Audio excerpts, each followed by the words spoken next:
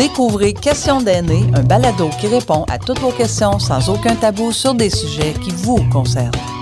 Animé par Nathalie Robert, plongez avec nous dans des conversations intéressantes avec des professionnels d'ici. Bonjour, bienvenue au balado. Aujourd'hui, nous allons parler de l'aide médicale à mourir ainsi que des soins palliatifs. Comme invitée, j'ai Madame Michèle Bonneville, qui est actuellement bénévole à l'accueil au Centre d'action bénévole, mais elle a été aussi bénévole dans plusieurs services là, au fil des années. Mimi, pour les intimes, est bénévole au CAB depuis 1995. Mimi, je ne sais pas si tu le savais, mais ça fait 30 ans, cette année que tu es bénévole au Centre d'action bénévole. Alors, ils m'ont déménagé avec les meubles. Oui, tu as bien raison, c'est vrai, on a déménagé, on t'a amené avec nous autres. Mon deuxième invité, c'est M. Mario Choquette, qui est bénévole à la Popote roulante sur la livraison, ainsi qu'au service d'accompagnement transport médical. Et ce, depuis 2015, Mario. Donc, oui. En 2025, ça va faire 10 ans. Exactement. On a des bénévoles vraiment fidèles qui sont avec nous depuis plusieurs années. Et finalement, notre professionnelle aujourd'hui, Mme Gabrielle Dubuc, qui est étudiante au doctorat en psychologie à l'Université du Québec à Trois-Rivières et elle est également professeure en gérontologie. Oui, en fait, je suis enseignante. Je ne suis pas encore professeure, c'est un gros titre professeur. Tant que je n'ai pas fini mes études, je ne pourrais pas être professeure. Mais oui, j'enseigne des cours en psychologie du vieillissement. J'ai enseigné le cours Apprivoiser la mort. Donc, des beaux cours qui sont chargés d'émotions, mais des émotions qui surprennent les gens souvent parce qu'ils ne s'attendent pas à vivre autant d'émotions dans ce genre de cours-là. J'ai aussi été bénévole en soins palliatifs pendant plusieurs années là, à la Maison Albatros. Ça a été des expériences très significatives dans ma vie là, qui ont forgé à la fois mon caractère, mais qui m'ont aussi déterminée dans mes choix de carrière. Là. Voilà. Bienvenue. Merci d'être là aujourd'hui. On va commencer avec Mario. Mario, je pense que tu avais une question. Oui, pour toi, Gabrielle. Je voudrais savoir, qu'est-ce que l'aide médicale à mourir au juste? Oui, la grande question que tout le monde se pose parce qu'on finit par être un peu mélangé avec tout ce qui s'offre pour la fin de vie. Puis on en entend parler aussi depuis une dizaine d'années maintenant de l'aide médicale à mourir. Qu'est-ce que c'est l'aide médicale à mourir? On va y aller exactement. Qu'est-ce que c'est? Okay. C'est de l'euthanasie. En fait, c'est quand un patient qui souffre d'une maladie incurable et qui veut mettre fin à ses souffrances, il va faire une demande à un médecin qui va lui donner la mort avec des injections de médicaments qui vont arrêter son cœur, ses poumons. Donc, c'est vraiment, on appelle ça dans la littérature scientifique l'euthanasie. C'est vraiment ça la terminologie. On peut ajouter le petit mot euthanasie active parce que c'est vraiment à la demande du patient. Dans d'autres cas, on pourrait parler d'euthanasie passive, là, quand c'est pas à la demande du patient, mais bien entendu, c'est pas quelque chose qu'on pratique. Il y a la notion de consentement qui est toujours importante derrière ça. Donc, on parle de vraiment que c'est le médecin qui donne la mort à la personne à sa demande. Ce n'est pas du suicide assisté. Donc, ce n'est pas une situation où un patient voudrait mettre fin à ses jours à un moment ultérieur qui n'est pas encore défini, puis qui demanderait à son médecin de lui faire une prescription de médicaments pour s'enlever la vie au moment qui lui serait opportun. Ce n'est pas ça au Québec. On parle vraiment de ça. En fait, ce que je viens de vous décrire, c'est le suicide assisté. On ne pratique pas le suicide assisté au Québec. On pratique uniquement l'euthanasie, donc à travers un médecin. Et maintenant aussi, là, les infirmières praticiennes spécialisées qui ont le droit de prodiguer l'aide médicale à mourir. Ah, OK. Ouais. Donc, c'est vraiment considéré comme un soin de santé au Québec. Ça a été pensé de cette façon-là. Je vous avais fait la petite histoire par le passé, là, mais c'est quand même, ça a été fait, parce que la loi, le débat autour de la loi sur l'aide médicale à mourir a commencé autour de 2010 environ, là, 2010-2012, avec Véronique Yvon, Parti québécois, où on a proposé justement l'ouverture des premiers débats sur l'aide médicale à mourir, qui est l'euthanasie. Dans le contexte, à l'époque, au Québec, au Canada, en fait, l'aide médicale à mourir, l'euthanasie était illégale. C'était enchâssé dans le Code criminel canadien. Donc, c'était un acte qui était illégal. Pour pouvoir un peu contourner le Code criminel canadien au Québec, on a décidé d'en faire un soin de santé, donc d'enchasser ce geste-là dans la loi sur la santé et les services sociaux du Québec. ce qui en faisait comme une juridiction québécoise, parce que la santé, c'est aux provinces. Oui, c'est vrai. C'est ça. Donc, de cette façon-là, on l'a comme vraiment pensé pour que ce soit un soin de santé dans la loi sur la santé, puis que ce soit comme différent de ce qui pourrait être de juridiction fédérale, comme le Code criminel canadien. Ça, c'est en 2015 là, que la loi a été entérinée là, par le Parlement du Québec. En 2016, juste l'année qui a suivi, là, le Code criminel canadien a été amendé pour justement retirer ces dispositions-là dans la loi qui disaient que le suicide assisté ou l'euthanasie était illégal. Ce qui fait que dans les autres provinces canadiennes, au début, je vous ai expliqué la différence entre l'euthanasie et le suicide assisté, ce qui fait que dans les autres provinces canadiennes, les deux gestes sont possibles. Donc, ça a été comme... parce que ça a été ouvert au Canada, les autres provinces canadiennes ont pu permettre ça à leur population d'avoir accès aux deux possibilités. Donc, au Québec, toujours pas de suicide assisté en vue parce que ça fait pas partie de la philosophie d'accompagnement de l'aide médicale à mourir. Peut-être qu'un jour, ce sera possible, mais pour l'instant, ça semble pas du tout être le cas, ni qu'il semble vraiment y avoir un besoin. Mais je pense que le besoin, c'est parce qu'il n'y a pas nécessairement les connaissances. OK. Mais le suicide, là, tu disais, la personne va voir son médecin, lui demande un médicament qui va mettre fin à... Oui. La personne fait ça chez elle? Ou... Oui, ah, OK. oui, c'est ça. Dieu, Puis ça se pratique dans différentes juridictions dans le monde, c'est ça là, que tu notamment disais. en Oregon, aux États-Unis, depuis longtemps. OK.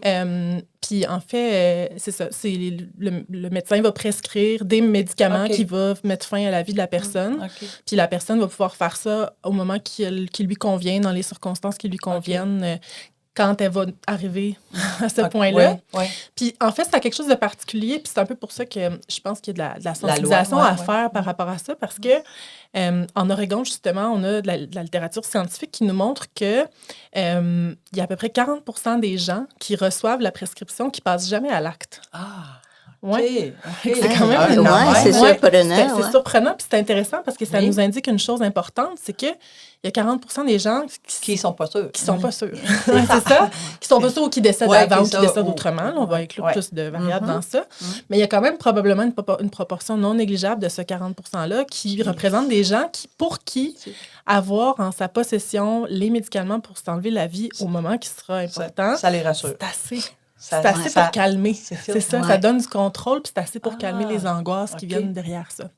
Fait que c'est un peu... OK. tu sais, ça nous permet de voir aussi que tu sais, dans le désir de mourir, même s'il semble rationnel dans le contexte de l'aide médicale à mourir, ben il y a quand même des zones d'intervention possibles, tu sais, parce que c'est peut-être des angoisses, c'est peut-être des peurs, c'est peut-être des choses qui nous disent « moi, je veux pas vivre ça », mais quand on a les moyens, finalement, on est capable de passer à travers quand même. Ouais. Puis là, je sais pas de ce 40%-là, c'est quoi la proportion de ces gens-là, mais on a quand même une idée que c'est possible qu'on puisse avoir cette fenêtre d'intervention-là. Fait que, tu sais, OK. Ah, ben, c'est comme une finalement, ça a été- particularité aussi là, Oui, du Québec, là, OK. de ne pas avoir ça. Ça, est-ce qu'il l'avait soumis un peu, cette idée-là, ou ça a carrément été tassé tout de suite en partant? Ben, je pense que par la façon dont ça a été pensé, ça pouvait Vu que pas être c'était un intégré. soin. C'est ça. Il fallait OK. que ce soit fait par un professionnel de la santé. OK. Puis que ce soit encadré comme tel. Puis il faut aussi remettre les choses en perspective. C'est que c'est un des gros opposants aussi de la loi, de l'admissibilité de l'aide médicale à mourir au Québec, c'était les milieux de prévention du suicide. OK. Tu sais. Ouais. Fait que là, qu'est-ce qu'on fait avec cette espèce de dilemme-là entre le suicide assisté puis l'acceptation du suicide? Tu sais? Fait que je pense que c'était comme une façon un peu de protéger les gens que de ne pas l'offrir. Mais d'une certaine façon, je pense que c'est peut-être mieux aussi pour d'autres d'avoir cet accès-là plutôt que l'aide médicale à mourir, euthanasie, comme on OK. l'entend. OK. Michel. Tu parles des gens à qui ça s'adresse? Oui, bien, en fait, encore là, les choses changent beaucoup, puis c'est ça qui rend la chose compliquée dans ce sujet-là. Bien entendu, pour l'instant, ça s'adresse à des majeurs, donc des personnes qui ont 18 ans et plus. C'est probablement appelé à changer pour permettre aux adolescents qui sont matures psychologiquement de pouvoir avoir accès à l'aide médicale à mourir selon des critères plus restrictifs, espérons-le. Donc, majeur, vacciné, non, c'est pas vrai. Tout est là. Assuré au sens de la loi sur l'assurance maladie, donc avoir sa carte soleil, là, sa carte de la RAMQ carrément, là, pour pas qu'on invite des gens qui viendraient faire un tourisme de la mort. Parce que ça se voit dans d'autres juridictions, comme en Suisse. OK. En Suisse, ça fait longtemps là, que le suicide assisté est légal et non l'euthanasie, mais là-bas, c'est le suicide assisté. Et puis, il y a beaucoup de gens là, à travers les pays qui sont déplacés pour aller mourir en Suisse parce que c'était pas une obligation d'être un citoyen suisse pour visiter ces endroits. endroit-là. Donc, ça, c'est un deuxième critère. Un troisième critère, c'est d'être atteint d'une condition de maladie qui est jugée incurable et avec une avancée qui va mener à, qui va mener à des pertes vraiment significatives pour la personne, donc qui est incurable. Donc, on parle d'un cancer, on parle de la maladie de Parkinson, de la maladie d'Alzheimer, on parle de maladies graves.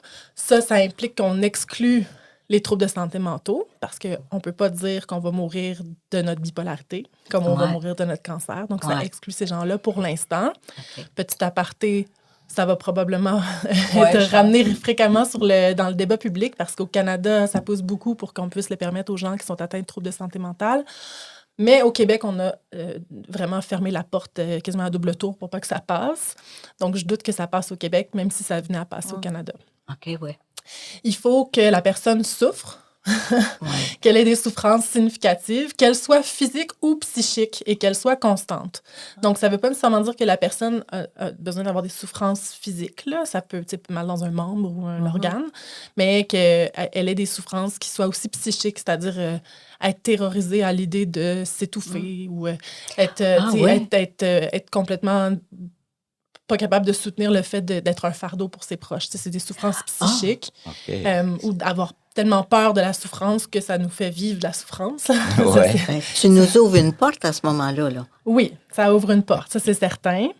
Puis ça peut faire des portraits de demandes d'aide médicale à mourir qui sont un peu surprenantes là, dans certaines conditions, là, parce que on peut avoir un trouble de santé physique qui est incurable, mais qui est tolérable, mais on a quand même des souffrances psychiques qu'on considère constantes et intolérables, donc on pourrait recevoir l'aide médicale à mourir. Donc c'est comme c'est comme la médecine, hein, c'est un art, là. On joue un peu ça à l'oreille en fonction des critères qu'on a, mais c'est quand même c'est du cas par cas. Aussi, on a retiré là, en 2020 le critère de fin de vie. Donc, les gens n'ont plus à être en fin de vie pour recevoir l'aide médicale à mourir. Quand la loi a été proposée, en fait, le premier projet de loi en 2012, la version finale en 2015, c'était un critère sine qua non. Il fallait absolument que les gens soient en fin de vie pour recourir à l'aide médicale à mourir. Il fallait qu'il y ait un pronostic vital limité, c'est-à-dire que le médecin dise, monsieur, madame, hôtel, il vous reste 6 mois à vivre, donc vous allez décéder imminemment des conséquences de votre maladie. Vous avez accès à l'aide médicale à mourir. Ça a été retiré en 2020 dans le jugement Gladu-Truchon, qui, dans le fond, a été... c'est un débat qui a été soulevé par des gens qui sont atteints de maladies neurodégénératives, donc sclérose latérale amyotrophique, il me semble, de mon souvenir, et qui ont réussi à faire invalider ce critère-là à la cour pour justement dire, nous, on souffre, puis on n'en mourra pas demain, ni dans 1 an, ni dans 5 ans, mais on souffre à un point où notre vie est indigne, insensée, puis on désire avoir accès à ça au moment où qu'on trouvera opportun. L'état de la personne se dégrade tranquillement, mais elle a besoin à ce que ça se fasse à un moment donné, quand c'est plus tolérable pour elle-même. C'est ça, exactement. Puis il faut considérer aussi que quand on est atteint d'une maladie neurodégénérative, la plupart du temps, la tête fonctionne parfaitement bien. C'est le corps qui ne fonctionne plus. Puis la trajectoire de soins pour ces gens-là, c'est assez glauque, là, c'est sombre, là, disons, d'avoir 45 ans, toute sa tête, puis d'être en CHSLD. On peut comprendre que la qualité de vie est très, très mauvaise là, pour ces gens-là. On peut comprendre, c'est ça, il y a plein d'explications pour comprendre cette réalité-là. Évidemment aussi, un autre critère, c'est l'aptitude à consentir aux soins. Donc, il faut être capable de dire « je veux l'aide médicale à mourir, quand, comment », et puis donner encore notre consentement au moment de recevoir l'aide médicale à mourir. Ça, bien entendu, l'année passée, on a eu énormément de questions là-dessus parce que on a décidé un peu de modifier ce critère-là pour permettre les demandes médicales à mourir anticipées. Donc, des gens qui seraient atteints d'un trouble neurocognitif majeur, qui en ce moment auraient toute leur aptitude à consentir, mais que dans 5, 10 ans, 15 ans, l'auraient pu parce qu'ils ont une maladie d'Alzheimer ou une autre forme de démence. Donc, ces gens-là pourraient faire la demande anticipée, puis ça comme substituerait leur consentement futur. Fait que il y aurait pas un autre consentement dans le futur parce qu'ils ne seraient pas capables. C'est ça. C'est pas juste qu'ils seraient pas capables, ils seraient pas reconnus comme étant capables. En fait, c'est ça. Mais par contre, il y a quand même la notion, une notion quand on prend soin des gens qui sont atteints d'un trouble neurocognitif majeur, la notion d'assentiment. Donc on veut quand même s'assurer que la personne le veuille, même si, d'un point de vue légal, elle ne peut pas consentir à quelque chose. Fait qu'on va quand même lui demander. Mais, c'est peu plus de la politesse qu'un consentement Ouais. légal, à proprement parler. Puis, on avait vu ça dans le STAT, là. Il faut que ce soit approuvé par deux médecins? Deux Oui, personnes? c'est ça. OK. Mais en fait, la façon que ça fonctionne, là, la première étape pour avoir l'aide médicale à mourir, c'est bien entendu faire une demande d'information. Donc, il faut interroger un professionnel qui a le droit d'en parler, hein, parce que c'est pas tous les professionnels qui ont le droit de répondre aux questions OK. de la personne qui demande de l'information sur l'aide médicale à mourir. T'sais, moi-même, je serais pas dans une situation où je peux répondre à ça, même si c'est un sujet que je connais beaucoup. Dans la loi, il y a vraiment une liste de professions. Oui. C'est les médecins, les infirmières, les psychologues, les travailleurs sociaux, les... mon Dieu, je dis tout le temps. Ben, les autres, en tout cas. psychoéducateur. Oui, c'est ça. Vraiment des professions, ergothérapeutes, puis il y en a un autre que j'oublie. C'est ça. Qui s'occupent, qui ont le droit de répondre à des questions au sujet de l'aide médicale à mourir. Une fois que la personne est satisfaite des réponses qu'elle a eues, là, elle peut procéder à une demande écrite. Donc, c'est un formulaire là, qui est signé. Anciennement, ça prenait 2 témoins indépendants. Maintenant, c'est un seul. OK. OK. Quand on parle de témoins indépendants, Ouais. c'est Mais une grosse encore, question. oui. C'est ça. En fait, c'est logiquement une personne qui ne tirera pas bénéfice du décès de la personne. Donc, ça ne sera pas quelqu'un qui est sur le testament. Ça, c'est ça. Ouais. OK. Ouais. C'est Mais quelqu'un ça peut être un médecin. qui soit un témoin. Oui. À mon avis, oui. Là, un préposé aux bénéficiaires pourrait être témoin Ah, aussi. Là, aussi. ça peut se OK. faire avec des professionnels de la santé. Surtout considérant qu'il y a des gens qui peuvent ne pas avoir de proches ou d'amis. Oui. Là, Ouais, c'est qui ça sont qui pas arrive des disposés. fois, Oui, là. c'est ça. Surtout en vieillissant aussi, le cercle social oui, se rapetisse. il y a là. la Donc, des oui, fois, c'est ouais. ça. Donc, c'est possible. Donc, une fois que la demande est reçue par les autorités médicales, il va y avoir une évaluation médicale pour s'assurer que la personne réponde bien aux critères que j'ai énumérés précédemment. Et puis, il va y avoir une validation avec un second médecin. Donc, il y a comme 2 médecins là, qui vont procéder à cette évaluation-là. La demande va être approuvée. Anciennement, il y avait un délai de 10 jours minimal entre la demande et l'administration de l'aide médicale à mourir. Donc, il fallait attendre 10 jours avant de donner la mort par aide médicale à mourir. Ça a été aussi retiré. Donc, on peut faire la demande et la recevoir le lendemain. Oui. C'est possible aussi. Puis, comme on avait déjà discuté par le passé aussi, là, tout ça est confidentiel. Hein? Ouais, c'était Ouais, c'est Oui, ça, c'est ça. hein? C'est un geste qui est confidentiel, OK. qui se fait dans la relation patient-médecin, Soignant. patient-soignant. Donc, c'est si la famille a à être mise au courant, ça va être avec le patient que la famille va être mise au courant. Ça ne peut pas nécessairement venir du professionnel de la santé. Mais il peut arriver que le patient ne le dise pas à sa famille. Oui. On a des cas qui sont arrivés, qui ne sont pas si rares, là, de patients qui décèdent par euthanasie sans que les proches aient été avertis, là, ou s'ils l'ont été, c'était in extremis, là, juste avant, par souvent d'autres personnes qui ont eu une confidence. Là. Donc, c'est sûr qu'on conviendra que ça peut être très lourd là, par rapport au deuil des gens qui restent là, quand ça se fait de cette façon-là. Mais on s'entend que ça reste quand même des cas rares. Là. C'est pas méconnu, mais c'est rare quand même. Là. Je pense que la plupart des gens ont conscience que leur fin de vie, c'est un acte social, là, puis que c'est quelque chose qui se fait dans la vie familiale, dans la vie des amitiés aussi. Là. Donc, ça va se faire de cette façon-là. Par contre, ça peut se faire aussi si les gens autour de soi sont absolument en désaccord. Là. C'est possible que la personne prenne cette décision-là sans nécessairement avertir ses proches. Là. Oui, parce qu'on a déjà toutes perdu pas toutes, mais on perd de plus en plus les rituels autour de la mort. Oui. Fait que là, si on enlève...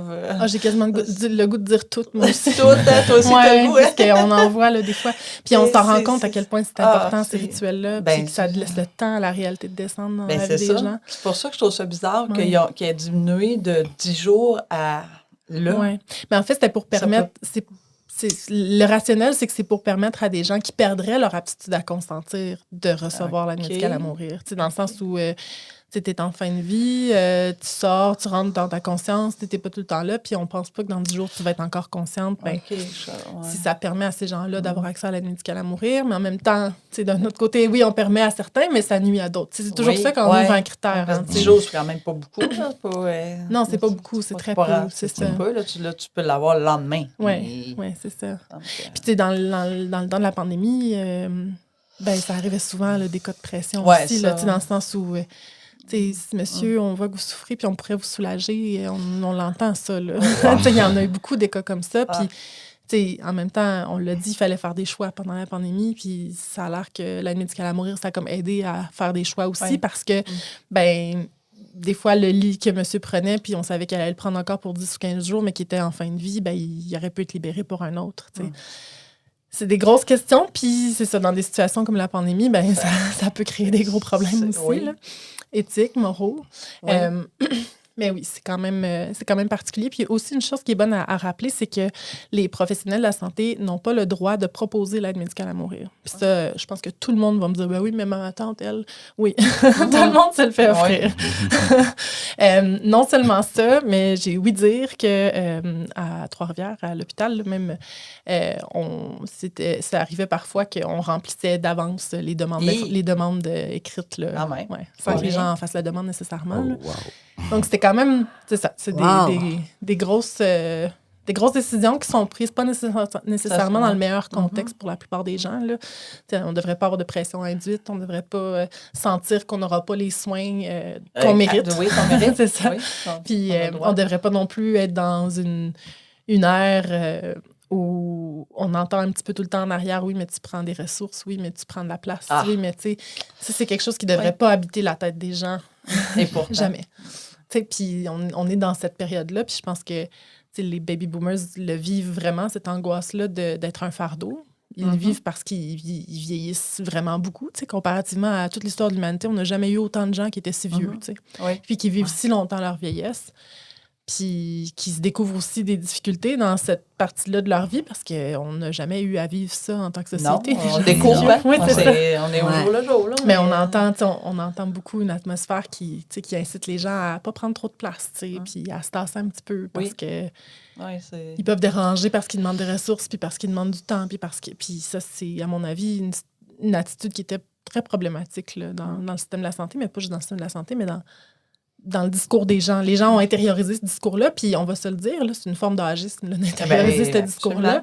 Puis on le sait en plus, j'ai fait de la recherche sur ça aussi là, avec Sylvie Lapierre, ma directrice, mais on le sait que les gens qui ont un biais âgiste intériorisé, qui le vivent, là, qui pensent que c'est vrai que les aînés prennent trop de place et qu'ils prennent trop de ressources, ils sont plus prompts à demander l'aide médicale à mourir. C'est plus facile pour eux parce que c'est comme à l'intérieur d'eux, cette dévalorisation. De dire, je dérange, oui, c'est ça. Je prends la place eux-mêmes. Ouais. J'avais déjà lu que la plupart des personnes qui font de l'agisme, ça part d'eux-mêmes. Oui, c'est un échange, c'est juste que c'est un échange qui est inconscient. C'est la société t'envoie une image de toi qui est moindre que ce que tu étais, puis toi, tu intériorises cette image-là, puis tu renvoies ça à la société, puis c'est ça. C'est comme un échange, mais ça se fait comme un peu sous le radar de la conscience, puis c'est pour ça que, je trouve qu'il y a peu de choses qui sont discutées qui permettraient de comprendre vraiment le choix des gens de demander l'aide médicale à mourir au-delà de la souffrance, là, parce que je l'entends qu'il y a des gens qui font cette demande-là vraiment pour des souffrances importantes, mais il y a aussi beaucoup de gens qui font cette demande-là pour d'autres choses que de la souffrance. Puis quand on inclut souffrance psychique significative, est-ce que l'agisme, c'est, l'agisme, les gens intériorisent? Ça ressemble à ça, là. C'est ça aussi, Puis, vous aurez compris que j'apporte peut-être des points différents de ce que d'autres personnes apporteraient, parce que je pense que les gens sont un peu gênés de parler de ces enjeux-là. C'est comme s'il ne fallait pas en parler de ces affaires-là. Moi, je pense que c'est important d'en parler. Ça fait partie des enjeux, c'est ça, qui sont vraiment importants à discuter sur l'aide médicale à mourir.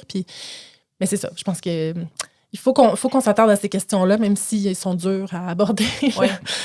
Et, comment se déroule l'aide médicale à mourir lorsque la personne, quand la personne a accepté puis est arrivée à cette journée-là? Comment ça se passe? Comment ça se déroule? Oui. En fait, c'est assez simple et assez rapide. En fait, là, il y a un rendez-vous qui est pris avec le médecin ou l'infirmière praticienne pour recevoir l'aide médicale à mourir. Le médecin ou l'infirmière, je vais garder médecin pour simplifier les choses, là, va venir avec sa petite mallette là, dans laquelle il y a à peu près... mais il y a 3 médicaments, mais il y a d'autres seringues aussi pour nettoyer les pores, les accès, là, dans le fond, avec les papillons. Puis la personne, souvent, a un papillon, là, fait qu'ils vont faire les injections dans le papillon, ou sinon, ils vont carrément le faire dans une veine. Donc, la personne va être invitée à s'asseoir sur un fauteuil ou à se coucher dans un lit. Et puis, elle va recevoir 3 injections. La première étant un médicament pour enlever le stress, là, un anxiolytique, donc pour calmer la personne. Donc là, elle va se sentir apaisée, reposée. Ensuite, le deuxième va induire un profond coma. Donc, la personne est vraiment dans un état très comateux, vraiment très rapidement. Okay. Puis, le troisième médicament sert à arrêter le cœur et les poumons. Donc, c'est simplement... Mais en combien de temps d'espace? Ben, on parle de 5 à 10 minutes. D'espace entre chaque... Non, en tout. En tout? Ah, ouais. Oh my God! OK, je pensais. Ouais, on va dire 10 minutes. Là. C'est vraiment, vraiment très rapide. Oh! Ouais. Je pensais qu'il donnait, mettons, OK, là, je suis calme, après ça... Et ça se fait où? Chez la personne? Oui, ça se fait à l'hôpital? Où la personne le désire. Si okay. elle n'est pas capable de sortir de l'hôpital parce qu'elle est vraiment mal en point, à l'hôpital. Ça peut être en maison de soins palliatifs maintenant parce que depuis la nouvelle mouture de la loi, il y a l'obligation de permettre l'aide médicale à mourir dans toutes les maisons de soins palliatifs du Québec. Okay. Et puis, ça peut se faire à domicile. Ça peut se faire aussi dans d'autres milieux. Récemment, il y a eu un débat à ce sujet-là parce que à Saint-Jean-sur-Richelieu, il y avait une maison funéraire là, qui offrait un service tout inclus là, d'aide médicale à mourir puis d'exposition là, dans la même salle, dans le fond. C'est ça. C'est quand même un gros dossier. Ça a été discuté au Parlement là, parce que ça a comme bousculé les gens de savoir qu'on pouvait faire ça. Bien entendu, là, dans la loi, c'est clairement écrit qu'on ne peut pas faire de l'argent là, avec l'aide médicale à mourir. Il faut que ça soit comme gratuit puis que ça fasse partie du système de santé. Mais bon, il semblerait qu'on puisse faire de l'argent avec ce qu'il y a autour. Là, comme cette maison-là, il offrait comme un endroit paisible avec... il pouvait donner du vin ou de la nourriture, puis comme un peu faire comme un service de traiteur là, pour la famille qui allait être là. Il y a certaines personnes qui ont vraiment apprécié leur expérience. Il y en a d'autres qui, comme moi, trouvent que ça frôle beaucoup le capitalisme, puis que ça ne devrait pas se faire dans ces circonstances-là. Si le Québec tient à ce que l'aide médicale à mourir soit un geste médical, ben, il faut que ça reste dans un contexte médical. Puis je pense que dans un contexte où on peut faire de l'argent, c'est pas une situation qui est acceptable. Non. Bon, ça, c'est mon opinion personnelle. Mais là, c'est encore légal, ça? Oui, ça l'est. C'est encore, ça l'est encore. Parce que c'est une grande question, tu sais. Est-ce que, puis aussi, tu sais, les gens pourraient demander l'aide médicale à mourir dans un parc ou dans un endroit public, dans le fond. Mais tantôt, je pensais à prison. Quand je pensais que tu t'en allais là. Je pensais que il est arrivé une histoire en prison. Ça pourrait être très bien. Une personne pourrait demander l'aide médicale en milieu carcéral si elle répond aux critères. Pourquoi pas? C'est ça. Oui.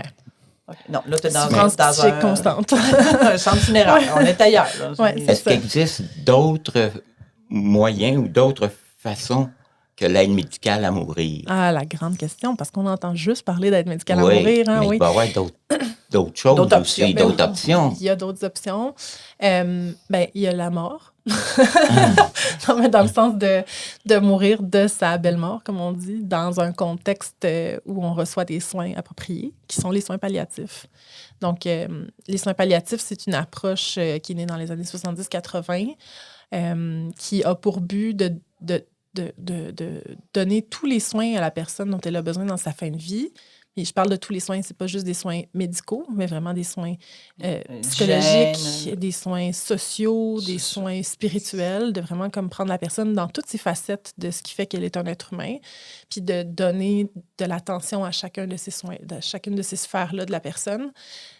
Évidemment, sans l'objectif d'hâter la mort. Là. On veut, dans le fond, que la personne décède de sa propre mort, avec tout l'arsenal médical pour calmer ses souffrances, puis tout l'arsenal pour pouvoir l'aider à faire ce travail-là de la fin de vie dans le meilleur état d'âme possible. Donc, c'est des soins palliatifs. Ça fait quand même longtemps là, qu'on fait ça. Puis le Québec, on est un des gros moteurs là, de soins palliatifs dans le monde, là, dans le sens qu'il y a beaucoup de recherche qui est faite ici. Là, c'est vraiment quelque chose qui est important dans le tissu québécois. Ça a été fondé beaucoup par des organisations religieuses, des organisations catholiques, là, après que les catholiques soient sortis des hôpitaux puis des écoles. Là, c'est un peu une façon de réintégrer le milieu, dans le fond, en offrant des soins qui sont comme plus, qui prennent, qui prennent toute la personne en soins. Dans sa globalité. C'est ça, pas juste le fait de mourir. Bien entendu, ce qu'on souhaiterait, c'est que les gens commencent à recevoir des soins palliatifs au moment où ils apprennent qu'ils ont une maladie incurable. C'est-à-dire que Mario, tu apprends que tu as un cancer. Ben, au moment où tu apprends que tu as un cancer, il faudrait qu'il y ait une équipe qui vienne te rencontrer pour voir qu'est-ce qui ne marche plus dans ta vie. Qu'est-ce qui fait que qu'est-ce que tu as de la misère à faire? C'est où que tu as mal? Qu'est-ce qu'on peut faire pour soulager ces souffrances-là? Puis petit à petit, au fur et à mesure que ta maladie progresse puis que les traitements ne fonctionnent plus, ben là, cet espace-là est rempli par les soins palliatifs. Ben, là, on se rend compte que ça ne marche plus, la chimio. Ben, nous, on va t'aider à être confortable, on va t'aider à aménager ton logement pour que tu puisses vivre ta fin de vie dans ton logement parce que c'est ça que tu souhaites. Les soins palliatifs, c'est comme l'inversement des soins curatifs. Fait que c'est comme, moins les soins curatifs sont efficaces, plus on devrait avoir des soins palliatifs. Sauf que ce qu'on voit, c'est que la plupart du temps, les gens ont des soins curatifs pendant toute leur trajectoire de maladie. Puis à la toute fin, quand ça ne marche plus, ils sont sur les Tylenol extra forts, puis c'est tout. Il n'y a pas nécessairement de ressources pour pouvoir leur donner des soins qui leur permettent de vivre une belle fin de vie. Puis on voudrait que les soins palliatifs soient intégrés plus tôt dans le processus de la fin de vie, pas juste à la toute fin. Donc c'est comme... Mais ça... Comment qu'on peut arriver à ça? C'est-tu la personne qui doit faire la demande des soins palliatifs? Bien, en fait, c'est ça. C'est que c'est une question de ressources, beaucoup. Là.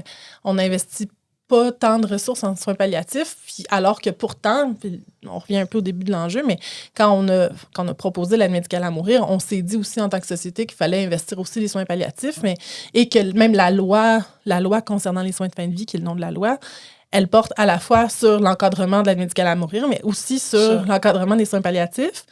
Puis, on n'entend à peu près pas parler de l'aspect des soins palliatifs dans le discours public. Non. Puis, il y a aussi une chose importante, c'est que les gens ne savent pas que les soins palliatifs sont hautement efficaces.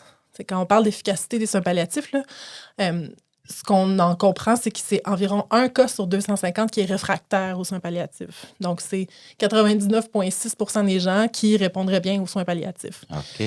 Donc, on se retrouve avec une situation où les gens n'ont pas un portrait réaliste de ce qu'est une fin de vie qui se fait normalement, là, une fin de vie humaine normale, ça. Oui. Qui ont aussi une vision assez glauque de la fin de vie parce qu'on se rappellera qu'en ce moment, c'est les baby boomers là, qui font ce travail-là de la fin de vie. Puis souvent, ils ont une vision de la petite enfance, de la fin de vie. Ils ont vu des mouroirs ou des choses qui étaient un peu plus traumatisantes puis qui n'ont pas une conscience actuelle de c'est quoi les soins en fin de vie aujourd'hui, puis qui ont comme peur de cette étape-là. C'est une méconnaissance. C'est ça, il y a beaucoup de méconnaissance. Sous-information. Absolument. Puis moi, en ayant été bénévole en soins palliatifs pendant quelques années, j'ai plus souvent vu rire que pleurer là, à la maison Albatros à Trois-Rivières, là, dans le sens où la fin de vie est hautement porteuse de sens, puis on le sent, ça. On le sent parce qu'il y a des bénévoles qui viennent nous aider. Il y a des gens qui font des efforts vraiment très grands pour venir aider les gens qui sont en fin de vie. Puis ces gens-là qui sont en fin de vie, qui reçoivent ces soins-là, se rendent compte qu'il y a quelque chose de très digne dans cet échange-là. Qui sont pris, qui sont importants jusqu'à la toute fin, puis qui sont en vie jusqu'à la toute fin, même s'ils sont en train de décéder. Puis dans ça, il y a un gros apprentissage de vie. Là. Oui. Puis il y a un gros apprentissage aussi pour les autres générations, parce que si je meurs de ma vie en mettant cette table-là pour mes proches, en leur disant « Voici ce qu'est une fin de vie », où j'apprends, où je continue à croître en tant que personne, je meurs, mais je continue à croître, mais ça incite les autres aussi à faire ce travail-là dans leur propre fin de vie. On a comme un peu... On a une opportunité de mettre la table pour expliquer aux gens comment faire. Oui, puis même toi, tu l'as mis par rapport à moi. Carrément, parce que moi, j'avais une vision pas très belle là, de la fin de vie de ma mère, mais Gabrielle me l'a tellement fait montrer d'une autre façon que j'ai vraiment merci. Merci de m'avoir ouvert les yeux. Vraiment, c'est déjà terminé. Oui, ça passe vite. Beaucoup. Merci Mimi, merci Mario, merci Gabrielle. Merci Gabi. Question d'aînés est un balado du Centre d'action bénévole du Rivage réalisé par la Gazette de la Mauricie. Ce projet a été financé par le gouvernement du Canada par le biais du programme Nouveaux Horizons pour les aînés. Les opinions et les interprétations figurant dans ce balado relèvent des participants et participantes et ne représentent pas nécessairement celles du gouvernement du Canada.